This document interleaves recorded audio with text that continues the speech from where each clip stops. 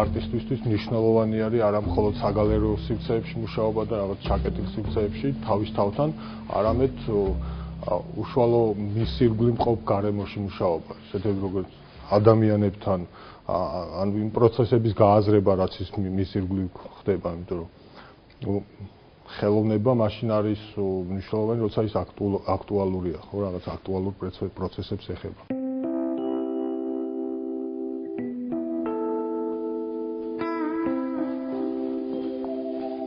ჩვენი ეს პროექტი არის ერთ-ერთი მაგალითი public art-ის, რომელიც ასე თუ ისე უკვე დასავლეთში, ევროპაში, სახელოვნებო წრეებში დასავლეთში არის გავრცელებული.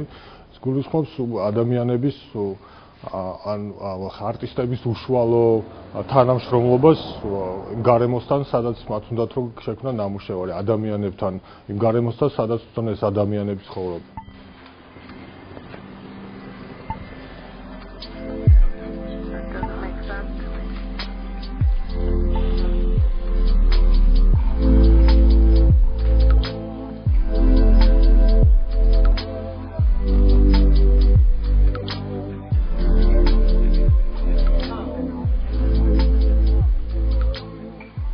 ინდივიდუალურია ნებისმიერ არტისტის მუშაობის პროცესი და ასევე იმ ადამიანთან ვისთანაც ის მუშაობს, ან იმ გარემოში. ჩვენ შემთხვევაში რა თქმა უნდა იყო უარი, როცა კატეგორიულად უარი გითხრეს მათთან მუშაობაზე, თქვა ეზოში როცა შედიოდა მხატვარი და იქ უნდოდა ნამუშევრის განთავსება, არ ქონდათ სურვილი რომ იქ ემუშავოთ.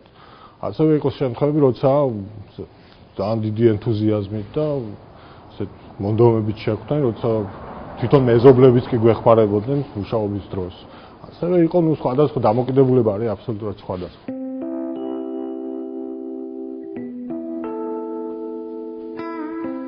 ამ ტიპის პროექტებს მომავალი აქვს, იმიტომ რომ თემატურად შეუძლებელია რომ ამოიწუროს.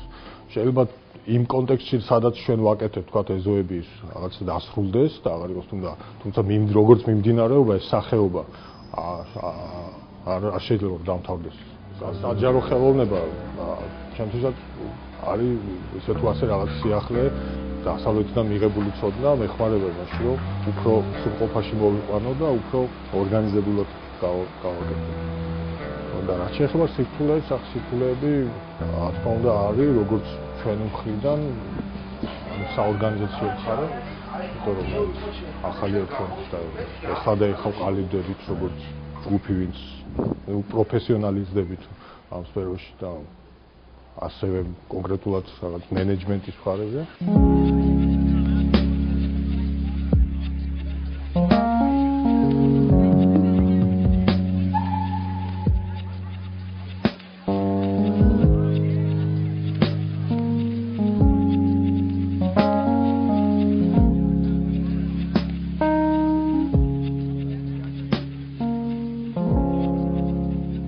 მხატვრებს, რომლებიც მუშაობენ ეზოებში. თუმცა ეხლა შეზღუდული არც ერთი არ ვარ ჩვენ, რომ ნებისმიერ სურვილს შეუძლია თუ ის იცნობს თქვა ამ სფეროს და აქვს სურვილი და აქვს გამოცდილება, შეუძლია თავის ნამუშევარს გააკეთოს და მიიღოს მონაწილეობა.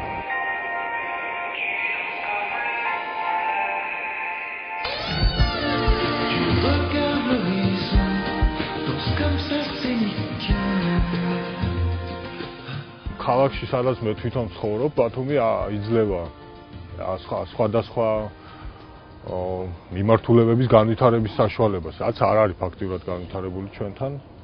და ორ შემთხვევაში არის იმის პერსპექტივა, რომ ბათუმი რაღაცა სხვა ქალაქად იქცეს. მე არ ვამბობ აბსოლუტურად სხვა ქალაქი, ანუ სხვადასხვა ეს ან კულტურული ცხოვრება უფრო გააქტიურდეს და უფრო იყოს რეალური, ვიდრე რაღაც მოჩვენებითი და ძალით მოხვეული თავს.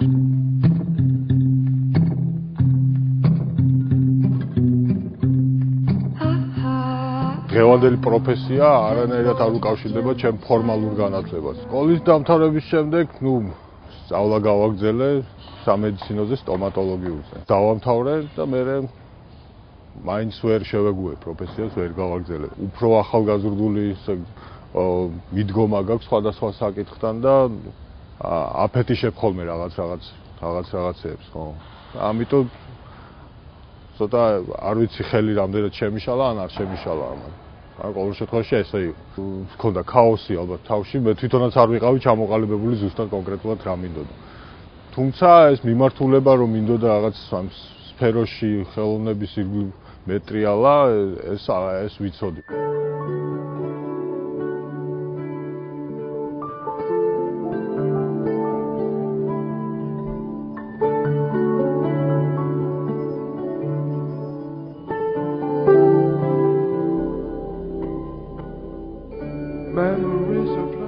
ეს იყო მთელი ჩემთვის რაღაცა ეს სტრესული პერიოდი, როცა ძალიან მინდოდა ამ ქვეყნიდან გასვლა და ძალიან მინდოდა ევროპაში წასვლა. აი ეს დაახლოებით 2 წელიწადი ის პერიოდი რთული იყო ჩემს, არც ისე ადვილი იყო. პირველი გასვლა იყო ჩემი საფრანგეთში, იქ ვიყავი დაახლოებით წელიწად-ნახევარი, გადავწყვიტე რომ ენა შემესწავლა, ამიტომ დავრჩი, მე ცოტა იქაც ვიმუშავე. მე არ ვიცი ის გადაწყვეტილებაც რატომ მივიღე და უბრუნდი უკან საქართველოში.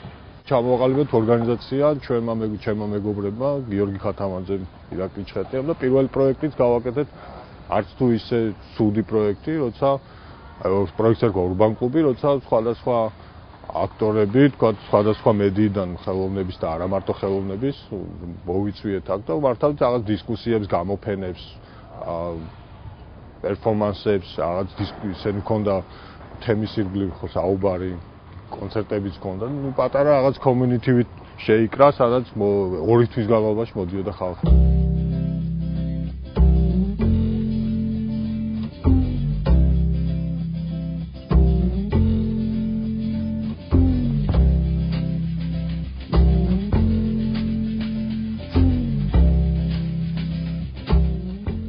კომერციულ გათვლა და ასე მარკეტინგული გათვლა არ ქონია, ქონდა აბსოლუტური რაღაც ენთუზიაზმი, რომ შეგვექმნა პლატფორმა რაღაც გარემო, ჩვენ არ უწოდებთ ატმოსფეროს კლიენტს, ეს არის ჩვენი სტუმარი, ვთქვათ, ჩვენი კომიუნიტის წევრი. დგომაც თვითონ სტუმრებისადმი არის განსხვავებული, ან ჩვენ უშუალო კონტაქტი გვაქვს ჩვენთან ვინც მოდის სტუმარი. უკვე დაახლოებით მე-5 წელია რა, ხო, ჯერ რაც გახსნილი არ და ამ 5 წლის განმავლობაში ჩვენ შეგვიძლია ვთქვათ, რომ რაღაც ხო როგორ რაღაც ხრივ თაობაც გავზარდეთ. არ ჩვენ კონკრეტულად არ გავზარდეთ, მაგრამ თაობა გაიზარდა აქ ბარში.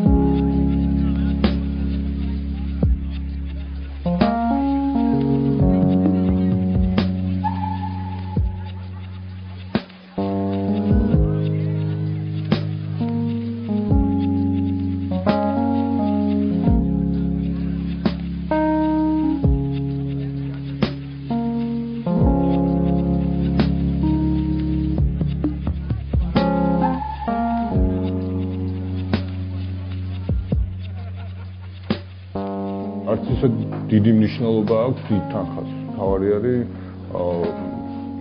ცოდნა იმ სფეროში ან დამოკიდებულება შენი რისი გაკეთებაც გინდა და მეორე არის ალბათ უფრო შემოქმედებითობა, რაღაც ან შემოქმედებითი მიდგომა იმ საქმისადმი რისი გაკეთებაც გინდა, იმიტომ რომ თქვა ჩვენ მაგალითად რომ ვიმშალოთ არც ისე დიდი თანხა დაგვიჯდა ამის გაკეთება და სხვა პროექტებით რომელსაც ვაკეთებ არც ისე დიდი თანხა გვიჯდება. თუმცა მე თანხას აქვს მნიშვნელობა ალბათ თუ თანხაზე ვლაპარაკობთ განვითარებისთვის.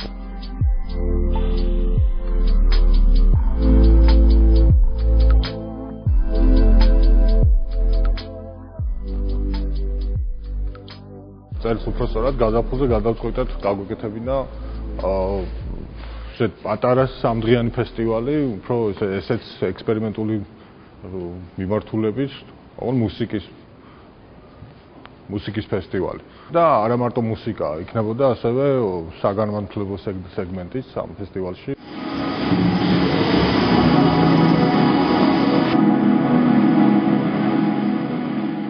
თანამედროვე ხელოვნების ცენტრის ადგილი გამოვიყენეთ იმისთვის, რომ გავუკეთებინა ეს ფესტივალი. კონტექსტის და ვიზუალურადაც კარგად ჩაჯდა.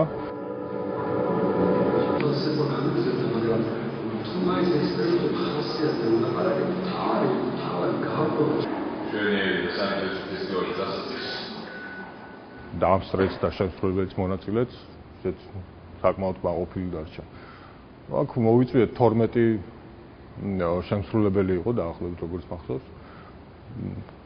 მხოლოდ ბიუჯეტიდან და ისე პირველი რადგან იყო, ამიტომ გადაწყვეტეთ რომ მხოლოდ ქართველ შემსრულებლებს მიეღოთ მონაწილეობა.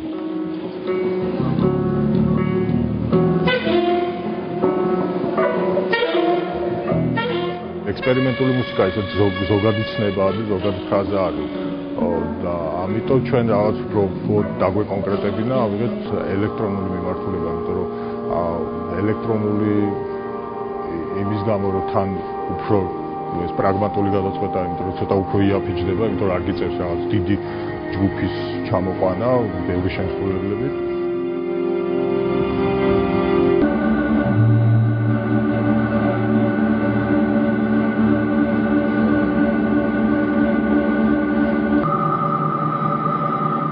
სმენელს თუ არ აჩვენეთ, თუ არ მოასმენენ, თუ არ გააგებინენ თან პარალელურად არ აუხსენი, ხო, თქვა რას გულისხმობს ეს და რატო არის მნიშვნელოვანი და საჭირო. მანამდე თუ ინფორმაცია არ გაქვს, შესაბამისად არ იცი და ამიტომ უინტერესოც არის შეიძლება შემოგვიყვანოს.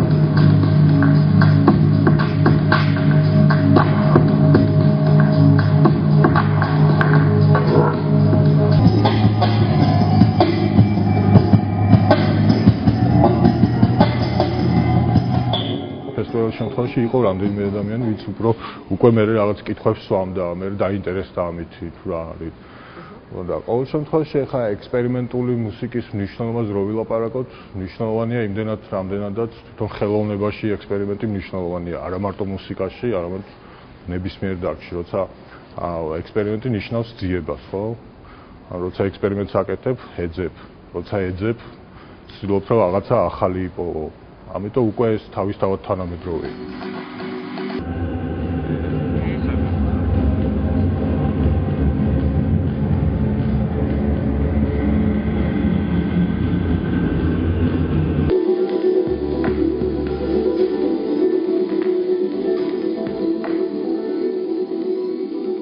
ზაობა ალბათ ისე თუ ასე არის.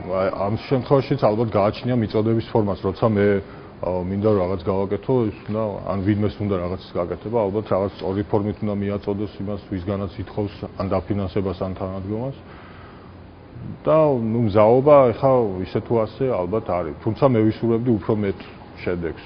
იმიტომ რომ ეს არ არის მხოლოდ ფესტივალების ჩატარება და მხოლოდ დაფინანსება, ეს არის რაღაც ინსტიტუციონალური ფორმა, რომელიც უნდა განვითარდეს სახელმწიფო სტრუქტურებში, იცით რომ არ იყოს რაღაც ვიღაცების ნებასრულზე დამოკიდებული რაღაცის გაკეთება ან არ გაკეთება, ეს უნდა იყოს რაღაცა სტრუქტურულად დაგეგმილი.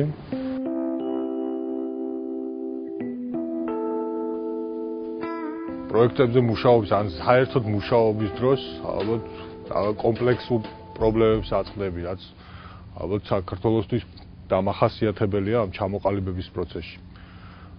ნუ უმთავრესი მე ვფიქრობ, რომ ეს არის პასუხისმგებლობის განცდის ნაკლებობა.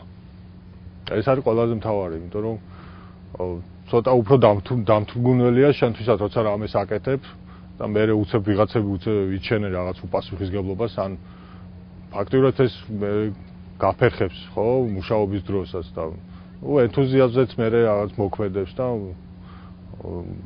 რაღაც წარმოდგენები გეცვლება. თუმცა მე ანალიზებ, რომ ეს ყოველთვის იყო ისეთი თუ ასეთ დოზებით და რაღაც ამის გამო არ უნდა შეჩერდე და არ უნდა მიატოვო ყველაფერი.